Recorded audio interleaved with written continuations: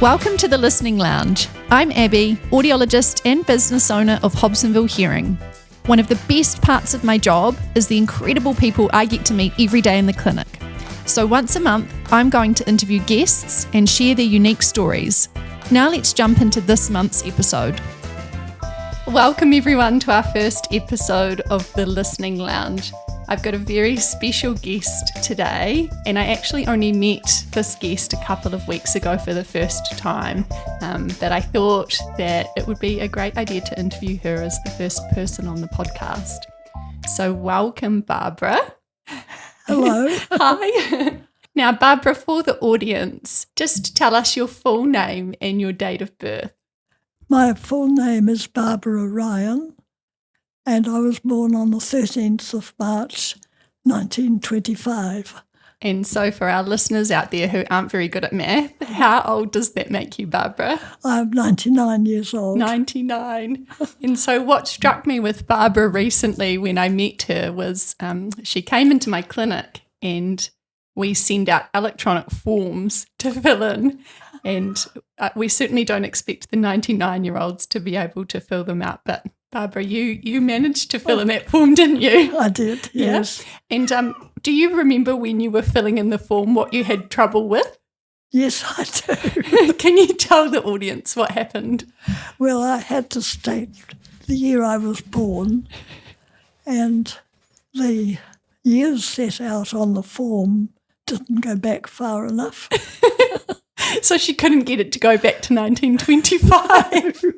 Yeah, no, that was great, wasn't it? So I asked Barbara if she wouldn't mind being the first guest on the podcast, as I think that 99-year-olds do probably have a lot of wisdom to share. And Barbara kindly agreed. So we're set up today in Barbara's lovely apartment at one of the local retirement villages. And if you hear a little cat in the background, that's her beautiful Siamese Winston. So he might come and interrupt us occasionally. So Barbara, what's your earliest memory? One of my earliest memories is sitting up in front of my father. I'm holding on to what is actually the arch of a military saddle, and there's a long neck in front of me with mane parted on the side and two pricked ears turning from side to side, and I'm up on a horse, and I know that we're riding home because family history has it that I used to ride out with my father when I was 2.5 years old. Wow. And I just rode up in front of his saddle with him holding me. And where were you when you were riding? Where did you grow up?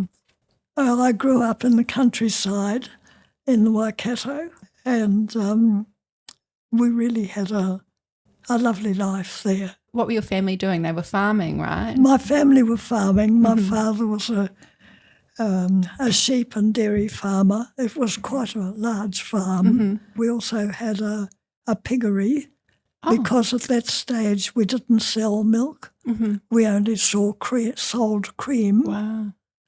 And so the milk had to be used to feed the calves, and we've used it also to feed the pigs.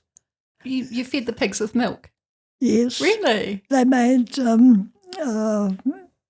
curd or something? They made curd out of it, yes. Oh, oh, I didn't know that. They got other food too, of course, but that was Did that fatten them up nicely? That was the basic for the babies anyway. Yeah.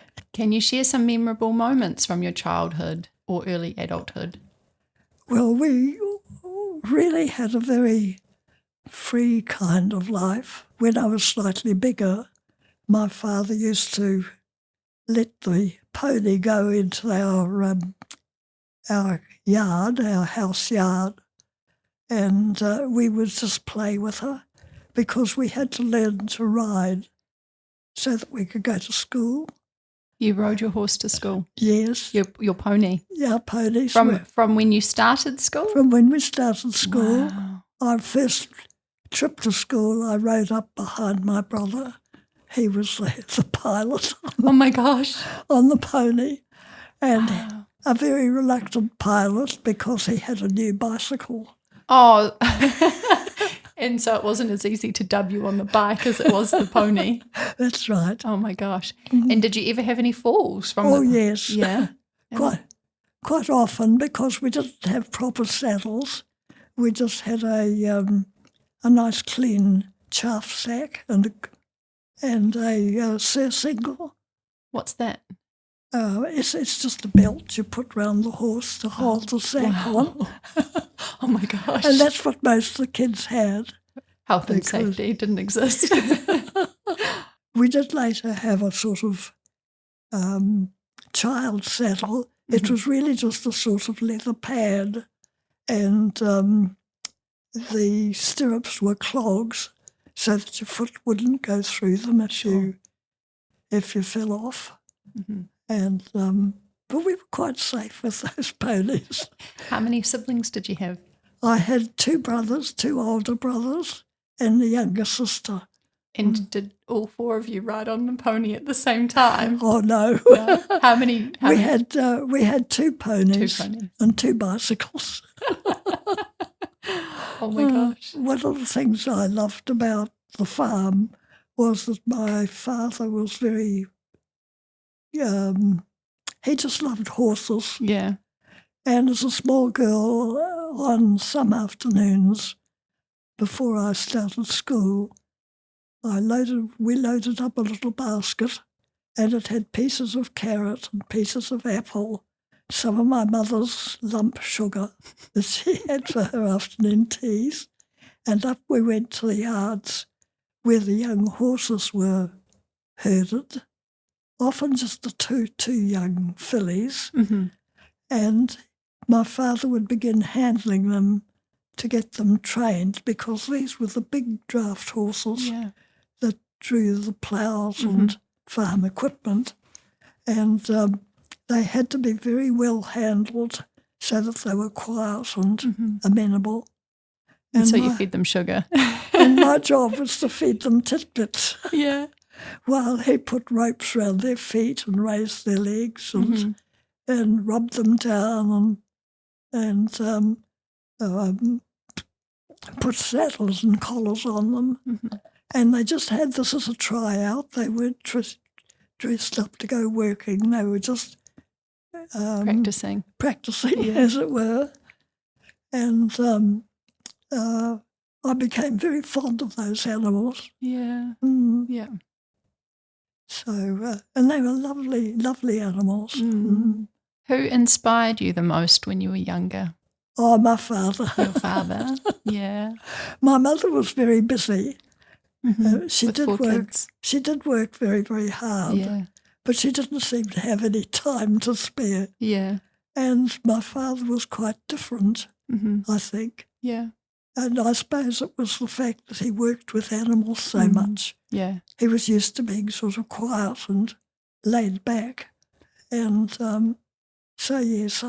And you clearly inherited his love of animals as well. Yeah. Yes. What are the most significant changes you've witnessed in the world over the past century or almost century?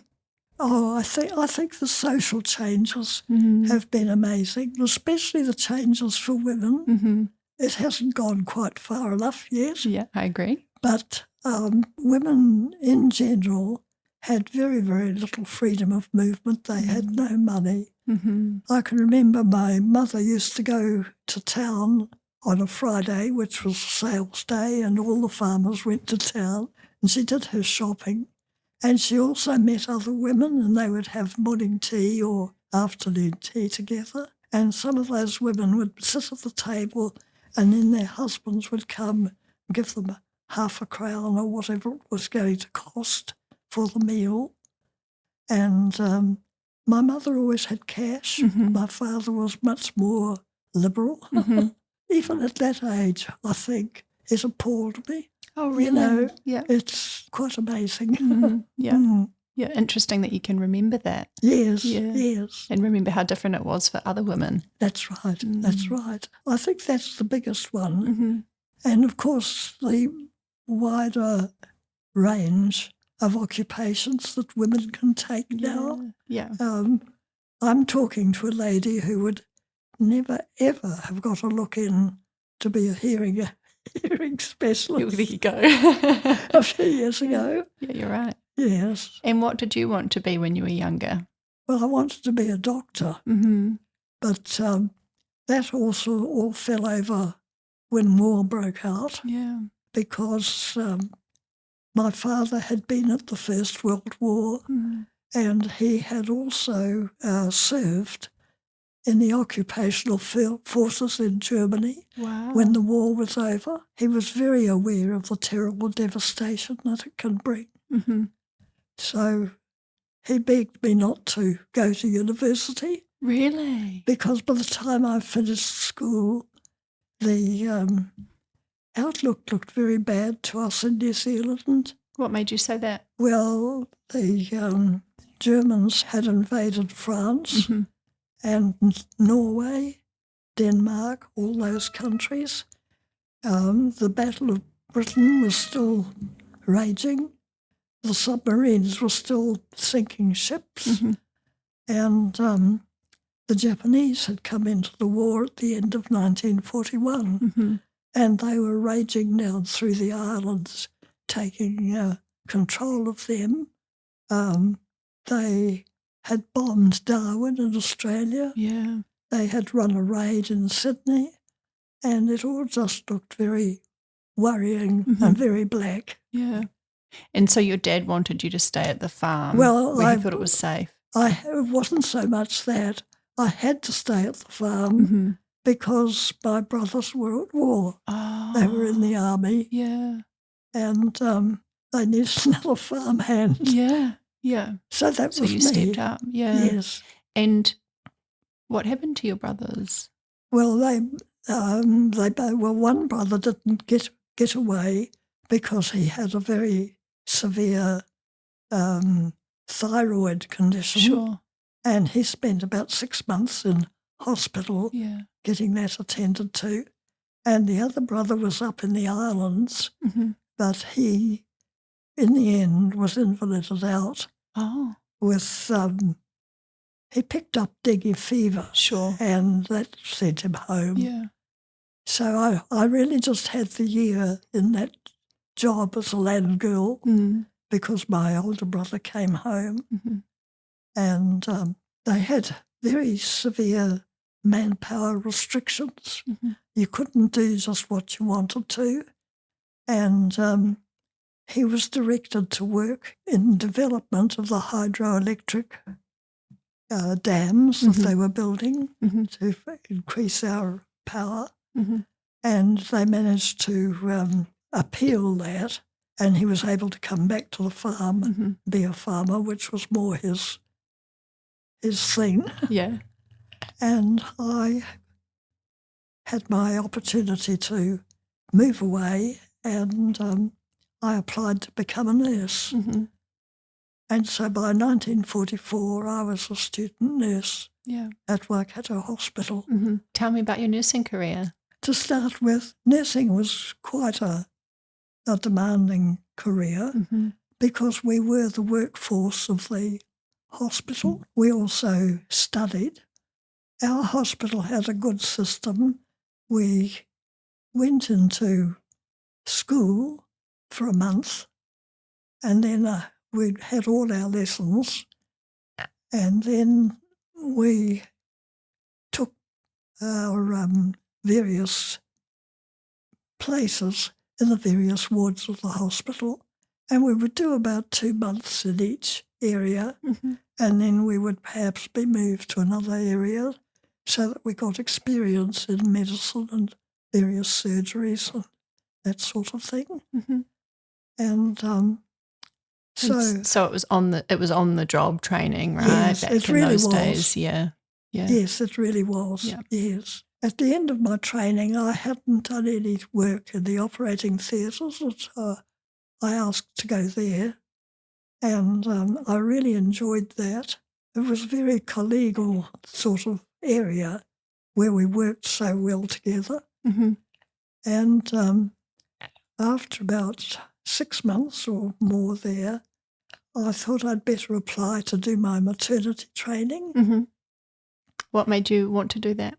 Well, it was a sort of essential if you wanted to progress. Sure. And also it's such an essential part of nursing. Mm-hmm. I felt it should be everybody should do it. Mm-hmm. So I went down to the Hut Hospital to do my training there. And the reason I chose the Hut Hospital, you'll probably laugh, but in our own maternity area and even in our own hospital, any washing, any soiled washing had to be done by hand. Mm-hmm. That was done by the nurses. It was often gosh. revolting Yeah, work I can to imagine. do. Yeah. And I found out that they had a washing machine at the Hut Hospital. So that was a draw card. So that was my draw card, and I went down there. I love it. And I really enjoyed it Mm-hmm. because most of the staff there, it was a relatively new hospital. It was one of the ones built by the Americans to Oh, look after their troops if they were wounded. sure. I had no idea.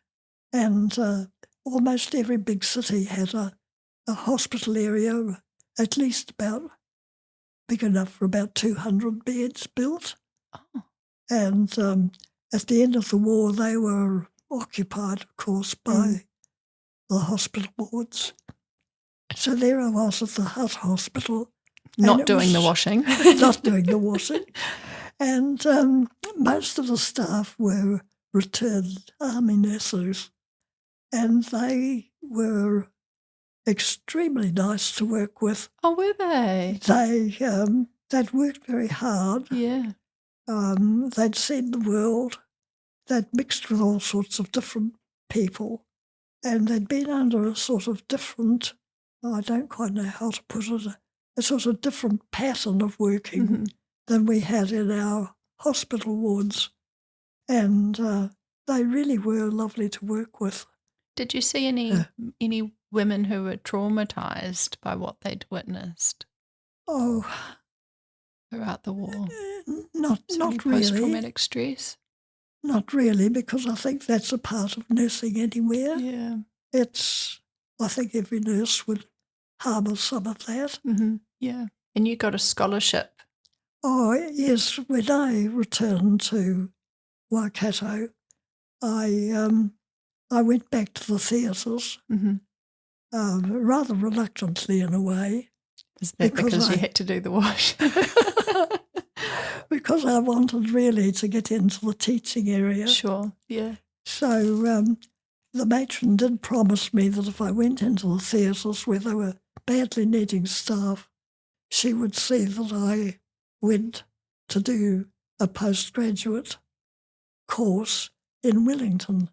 And she kept her word. Oh, cool. I received, you couldn't also, it was more a sort of bursary. And so I spent a year in Wellington and came back with a diploma in nursing education and administration.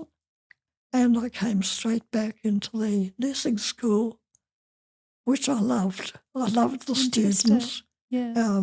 My colleagues were lovely. I had wonderful mentors who helped me. And so I sort of lurked there for a while. Yeah. It sounds like it was really positive overall. Yeah. What was the worst part about the job? Oh, I think seeing some of the girls not progressing. And I realise now that some of them had reading difficulties and things that were not recognised back then. Yeah. And I used to feel sad for them because some of them were nice to the patients and quite good in the practical sense, and you just couldn't get them past that bar to pass their exams. So that was quite trying because you learnt to like them. Yeah. And you couldn't help. Yeah.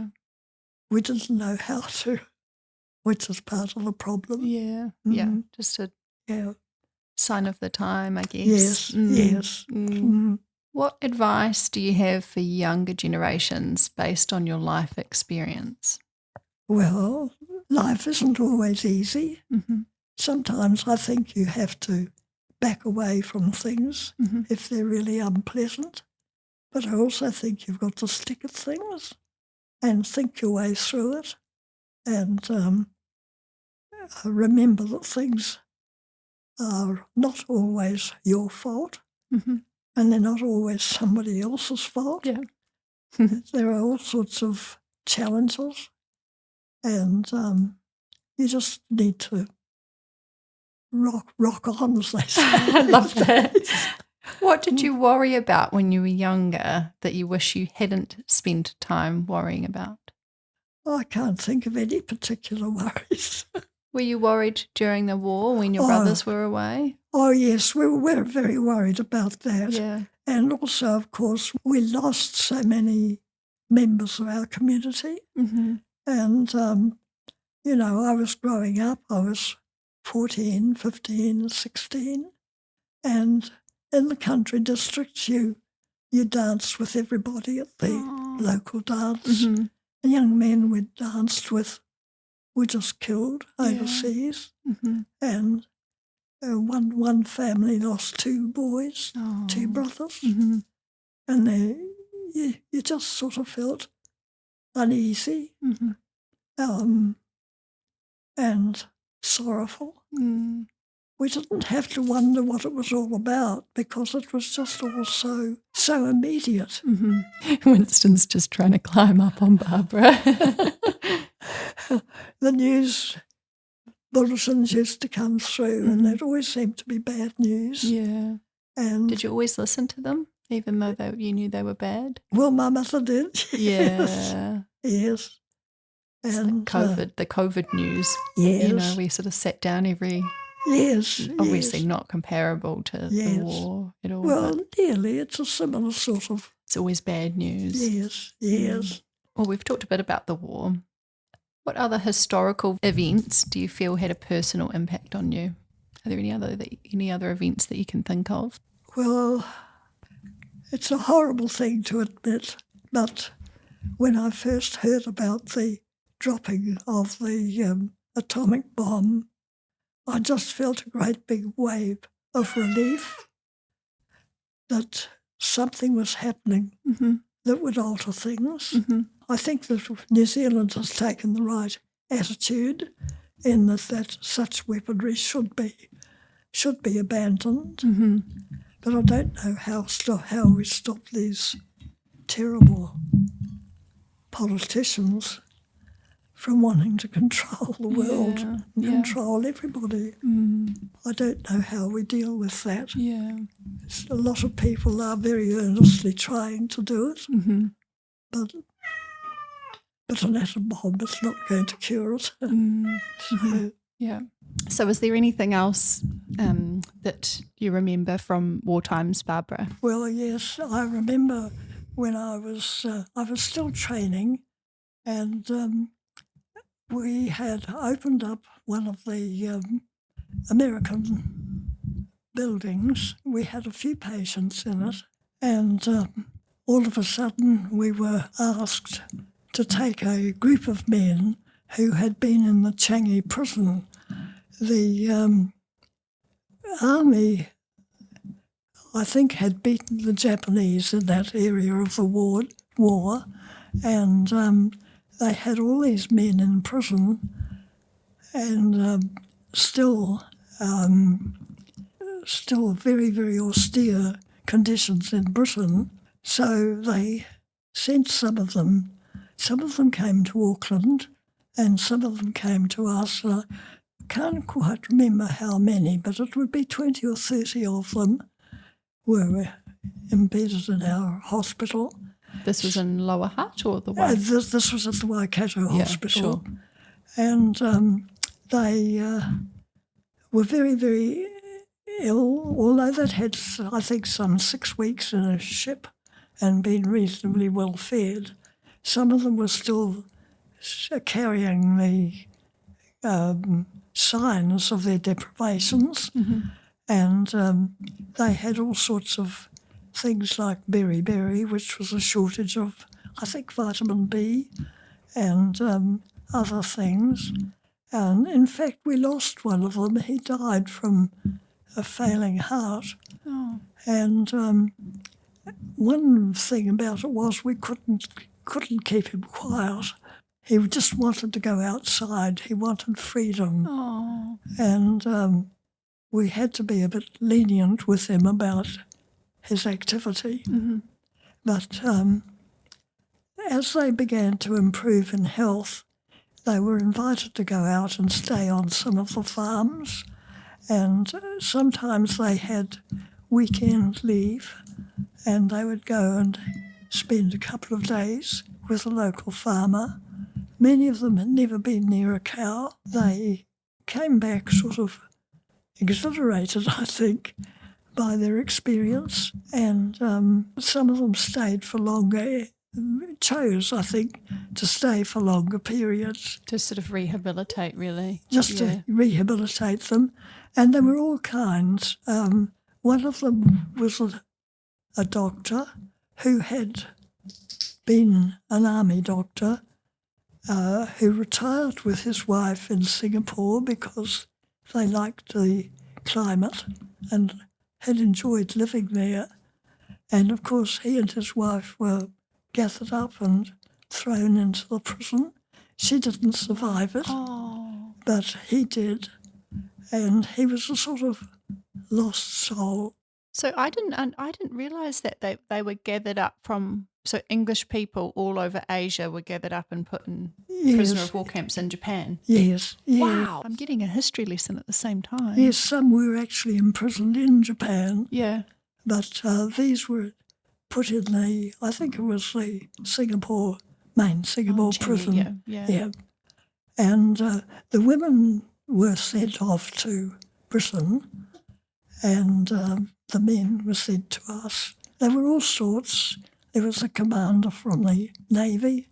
There was a little man who had been a gunner in one of the big aeroplanes. He would have had hearing loss. And he was really cute, and he came from the lower part of London, but he was a really cheeky, lovely little man. And we had a lovely Welsh boy. There were all sorts, and some of them were Army, some of them Navy, some of them Air Force, all different parts of the British Army. And quite sad when they were gathered up and they went off. And there was a story about boots. Oh, yes. The Navy commander had a pair of thigh boots, beautiful boots, reached up to his thighs, and they went to bed with him every night. And he just never left them. And I don't know how maybe they were too big, too long for the Japanese. Oh, so they didn't get taken. I don't know. But they were pleasant to look after and said very little about their suffering. We used to give them a bottle of stout every day to help, I suppose, build them up. Yeah. And the elderly doctor didn't drink his. He sort of stored it because he wanted to keep it till he went home, I think. Yeah. And, of course, these young lads used to pinch it. Oh. And we would have to replace it for him. So all sorts of things like that went on. I can't say it was a real pleasure to look after them. It was an experience, and you couldn't help but admire their resilience. Yeah. Do you remember the moon landing? Oh, yes, of course. Waking up our 2-year-old daughter to come and watch. Yeah. And you watched it on television? Yes, we did. What was that like? Oh, it was sort of eerie in a way, because we used to, it almost immediately after the war, there was discussion about the possibility of going to the moon, and we thought it was just rubbish. But those men were already there working on it. Wow, yeah. And when it actually happened, it was unbelievable, really. Yeah. Mm. Yeah. Did you celebrate? No, it was, I don't know, we watched it, was about 2 in the morning or, Yeah, sure. or something like that. But then we had some amazing aeroplanes beginning to fly long distances because, air travel was still quite difficult at that time. And Are you thinking about the Concorde? yes, Yeah. yes. Sometimes it all seems too much. What fashion fad do you remember the most? Oh dear. Well, when I grew up and finished school, I had very few clothes because we were rationed. And my sister was growing she was sprouting and growing like nobody's business. It was a beanstalk. And she got all the coupons Oh, to keep her dressed.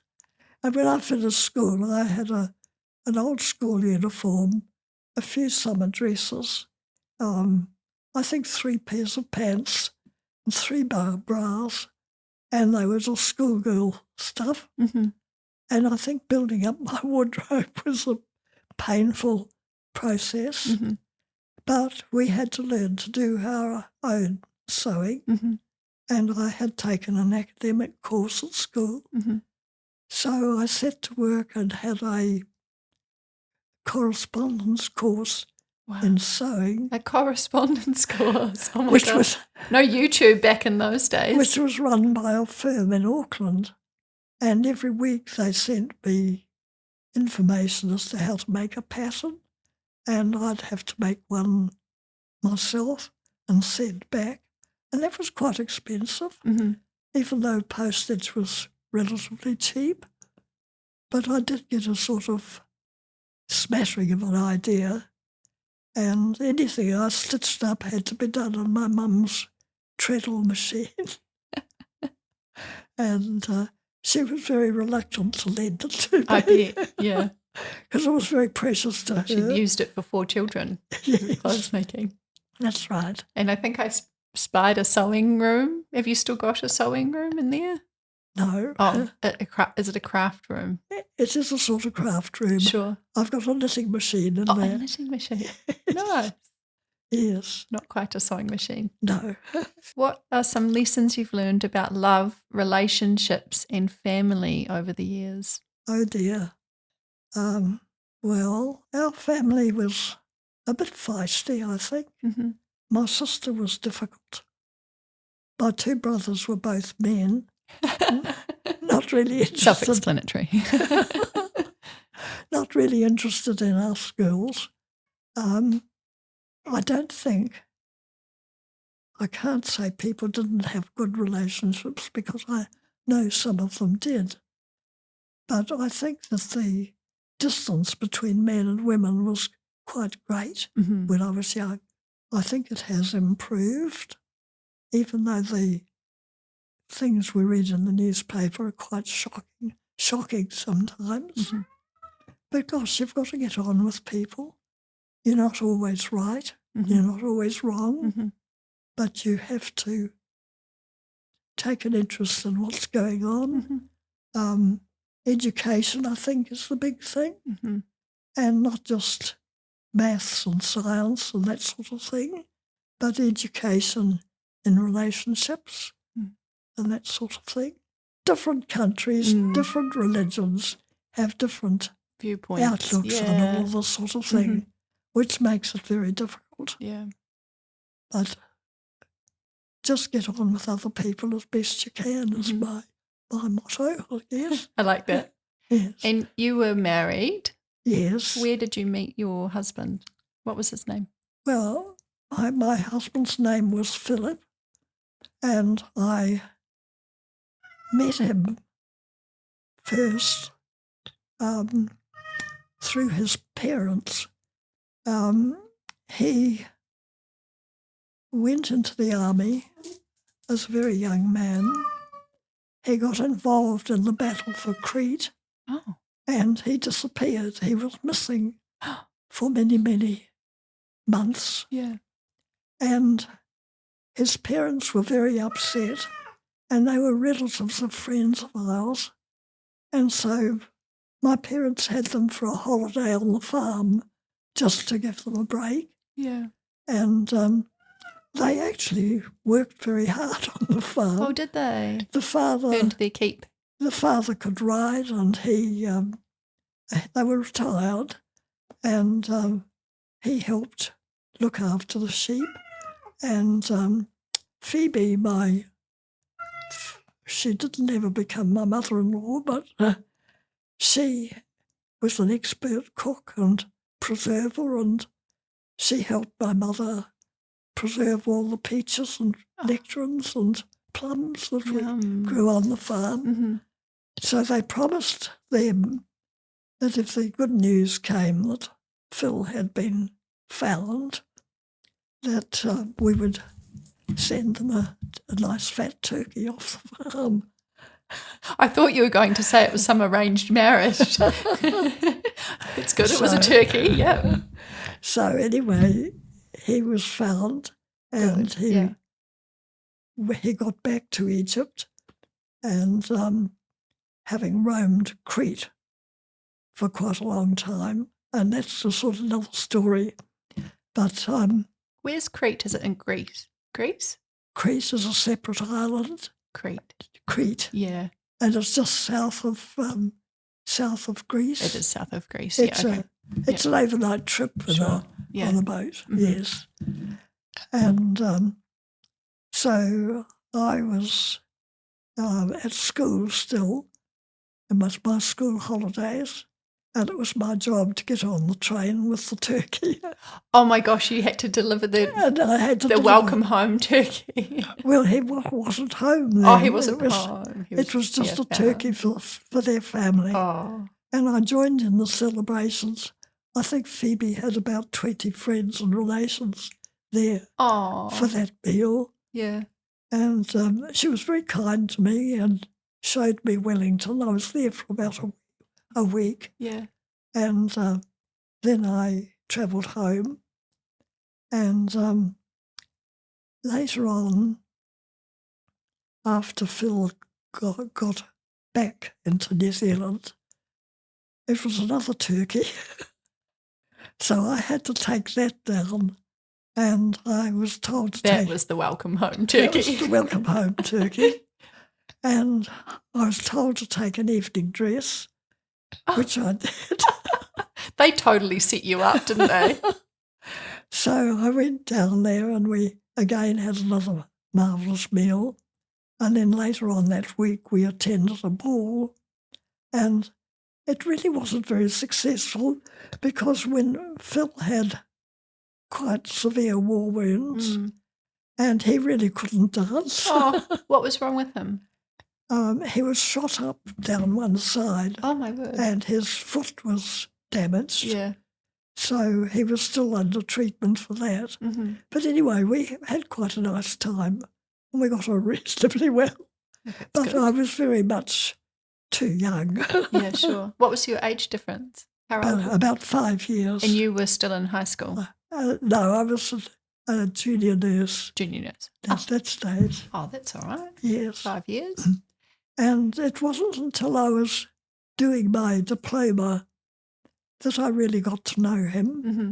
Anyway, we became good friends, and we were very good friends for many, many years.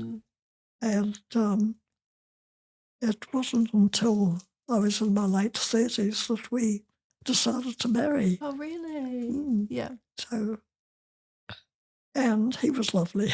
Oh, that's nice. And how long were you married for?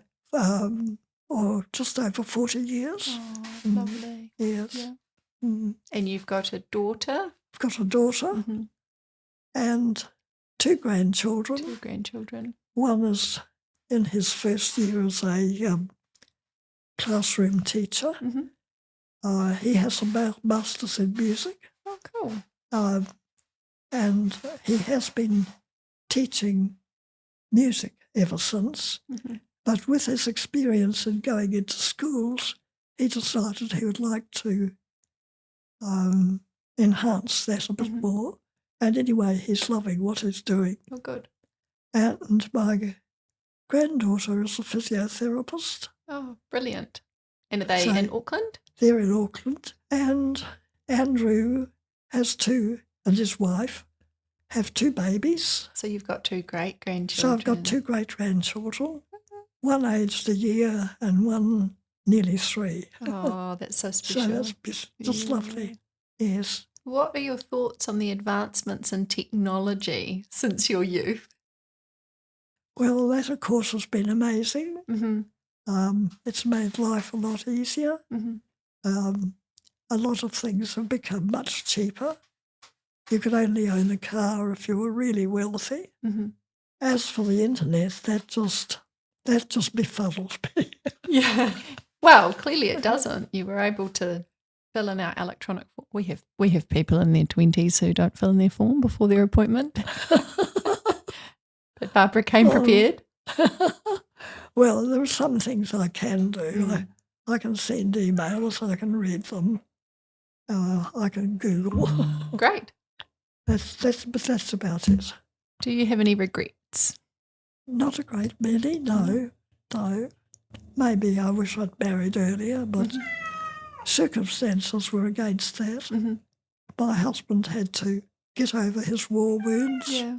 He had to forge a career, and by that time his father had died.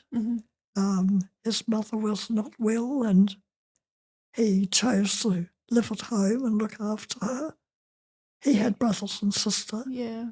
But it's very noble of him yes, to go home and look after his parents. Yes. And also, of course, his mother was the second wife of his father. His first wife died. We don't quite know what from, but she was quite young, just in her mid-30s. Oh. And when he married again, he married her sister. Oh, wow. Her younger sister. That's controversial. And he had to get the law changed to do that. What?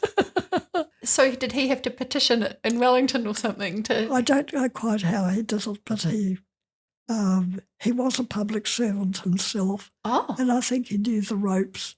And I didn't realise there was a law against marrying... Yes, the Bible used to say that. You can't marry your partner's or your spouse's sibling. Sister, yes. Wow. There you go, you learn something new every day. Yes. And finally, to wrap things up, what is the secret to living so long? Well, I don't think there is one. Just enjoy life, eat well, sleep well, be active. You don't have to be doing marathons and things like that. I think that's nonsense. You're just wearing good bones and feet out. It's better to take life calmly if you can, I think. Keep calm and carry on. Yes. So that concludes our chat, our little interview. Thank you so much for participating. I hope it's been interesting. Oh, it's definitely been That's interesting. all I can say. Yeah. Words of wisdom from a 99-year-old. I'm not really wise, I think. Any plans for your 100th birthday? No. Well, I know that you can get a letter from the King, but you have to apply for it. Oh, do you? Yeah, you don't get it automatically. Oh, my goodness. Yeah. Well, thank you so much. Oh, well, it's been nice meeting you, and I've enjoyed my talk with you. Oh, good. Thank you. Likewise. I want to give a special thanks to Ellie Harwood, my amazing producer, Adrian Ashdown, who created the podcast music, and this month's very special guest, Barbara Ryan, for sharing her incredible story.